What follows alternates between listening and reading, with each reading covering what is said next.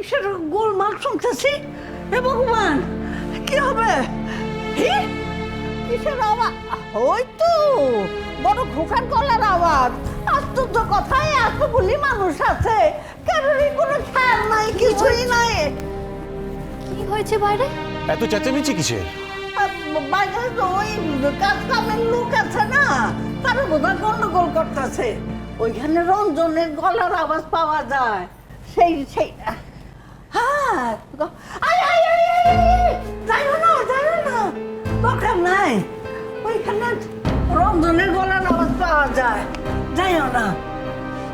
থাম, আমার মনে হয় ওই অ্যানি আর ওই ওই ছেলেটির ব্যাপারটা নিয়ে সঞ্জয় ওইখানে কি একটা হয়েছিল সেটা নিয়ে বোধহয়। ঠিকই গ্যাস করেছো মন। বাবা আর দিদিয়াকে ওই ওয়ার্কারগুলি ভুলভাল কথা বলছে। আমি এক্ষুনি দেখছি। এত সাহস! আদি, আদি তুমি কেন? যেতে দাও দিদি। এই সময় আদি যদি ওর বাবার পাশে না দাঁড়ায় তাহলে আর কবে দাঁড়াবে?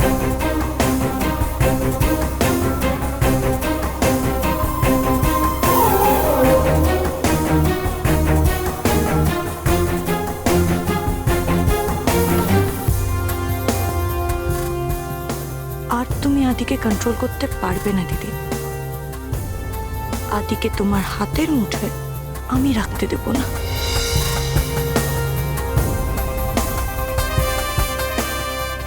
চুপ করে থাকবেন না স্যার, বলুন বলুন স্যার, আপনি কি ভাবছেন?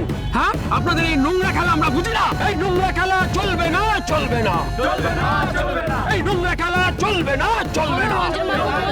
এসব শ্রমিকরা যা বলছেন সেটা কি সত্যি? এটা কি আপনাদের আবার নতুন কোনো রাজনীতির চাল? আপনার মেয়ে জড়িয়ে পড়ার যে ব্যাপারটা সেটা কি সঠিক? যদি একটু বলেন। আরে আমাকে একটু বলার সুযোগ দিন, আপনারা তো একাই ক্রমাগত বলে যাচ্ছেন। আপনারা ভালো করেই জানেন যে রঞ্জন বোস বিরোধী পক্ষকে কতটা সম্মান করে। আপনাদের কানে এইসব কথা যারা ঢুকিয়েছে তারা ঠিক কথা বলেনি। ওরা দুজনে জামশেদপুরে একটা প্রজেক্টের ব্যাপারে গেছে এবং সেই প্রজেক্ট সাকসেসফুল হলে স্থানীয় লোক তো চাকরি পাবেই, আপনাদের বাড়ির লোকেরাও চাকরি পাবে। আপনাদের বাড়ির লোক মানে আপনাদের ছেলেরা, কিন্তু স্থানীয় লোক তো সেটা মানছে না। ওরা চায় সমস্ত লোক ওইখান থেকেই নেওয়া হোক, কিন্তু এটা তো আমি হতে দিতে পারি না। মানে আপনাদের প্রতি তো আমার একটা দায়বদ্ধতা রয়েছে। রাজনীতির রং মানুষের গায়ে লাগবে কেন? আমি ঠিক সেটাই বিশ্বাসী নই। সেই জন্য আমার মনে হয় ওরা আপনাদের ভুল বোঝাচ্ছে। দেখুন, এ সমস্ত ফাঁকা আওয়াজ আমরা বলছি না।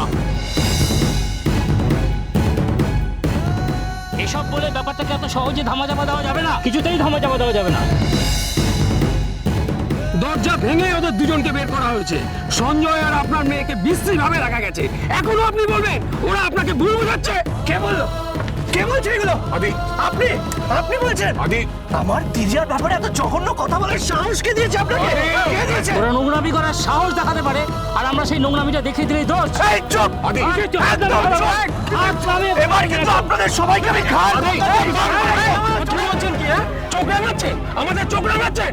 আমাদেরকে হাত দিয়ে দেখুন। মালিক পক্ষ নিবাস যাক, নিবাস যাক, নিবাস যাক, মালিক পক্ষ নিবাস যাক।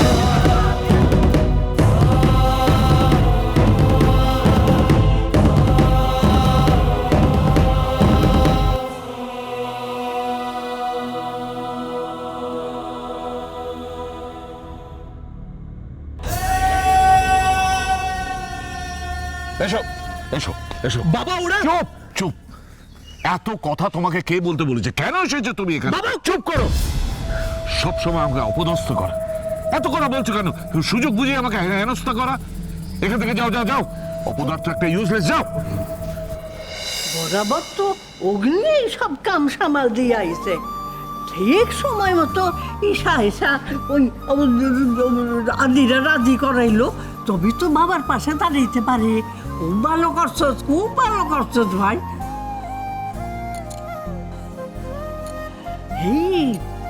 এই ঈশা ওই আদিরে রাজি করাইলো কই, এই তো ঘুম থেকে উঠাই একেবারে বাবার পাশে দাঁড়ানোর জন্য খাড়া। কিন্তু এই অশান্তিটা কি নিয়ে হচ্ছে? আমি ঠিক বুঝতে পারছি না। যতদূর মনে হয় দিদিয়া আর সঞ্জয় তাকে নিয়ে। কেন কেন কি এমন করেছে সঞ্জয় আর অ্যানি যে এই পরিমাণ খেপে গেছে ওয়ার্কাররা? আদি সেটাই দেখতে গেছে দিদি। আদিকে কেন পাঠালে এসে? আদি কিচ্ছু জানে না এই ব্যাপারে। ফ্যাক্টরি ওয়ার্কার এই ব্যাপারে কোনোদিন ইনভলভ হয়নি। আদি কিচ্ছু জানে না। সেখানে এই ঝামেলাটার মধ্যে ওকে পাঠানোটা ঠিক হলো? একদম ঠিক হলো দিদি। আস্তে আস্তে আদিকে তো দায়িত্ব নিতে হবে। দায়িত্ব?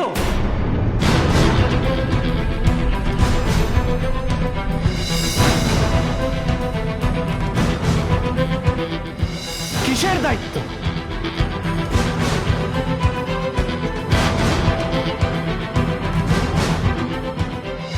রঞ্জন বোসের পলিটিক্যাল ক্যারিয়ারের দায়িত্ব?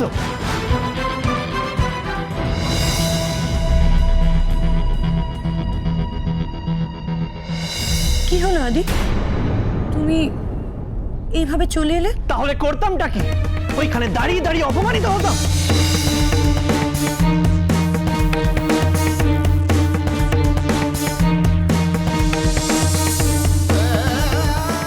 কেন পাঠিয়েছিলে তুমি আমাকে? ভাই,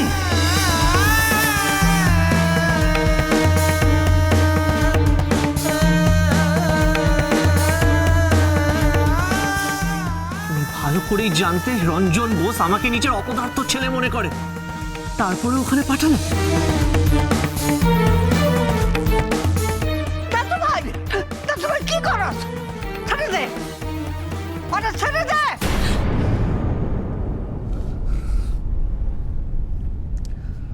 বাড়ি শুদ্ধ সবাই জানে রঞ্জন বোস এই অপদার্থ ছেলের হেল্প কখনো চায় না, কোনোদিন চায়নি, ভবিষ্যতে চাইবেও না। আদি, আদি কোথায় যাচ্ছ? একেবারে শুধু শুধু কষ্ট পেল ছেলেটা, শুধু শুধু কষ্ট পেল।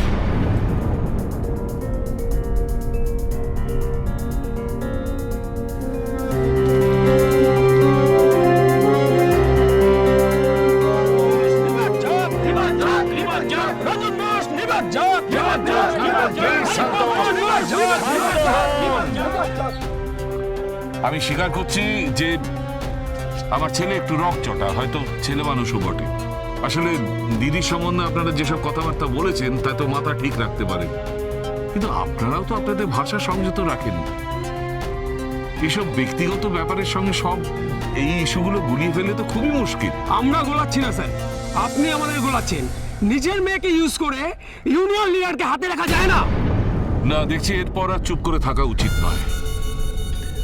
আপনারা এতক্ষণ আমার সম্বন্ধে, আমার মেয়ের সম্বন্ধে অনেক নোংরা উক্তি করেছেন, কিন্তু এখন আমি যে কথাটা আপনাদের বলবো সেইটা শোনার পর আপনাদের এই অশালীন মন্তব্য আপনারা উইথড্র করতে পারবেন তো?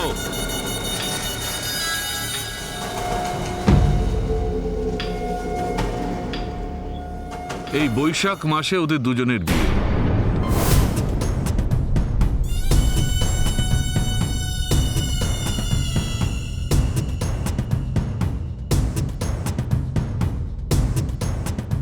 হ্যাঁ, ঠিকই শুনেছেন, এই বৈশাখ মাসে সঞ্জয় আর অ্যানির বিয়ে।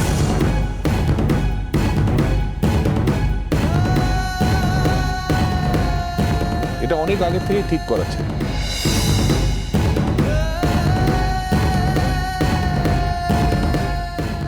বাবা এটা কি বলছেন? দিদি আর সঞ্জয় তার বিয়ে কবে ঠিক হলো? ঠিক জানালা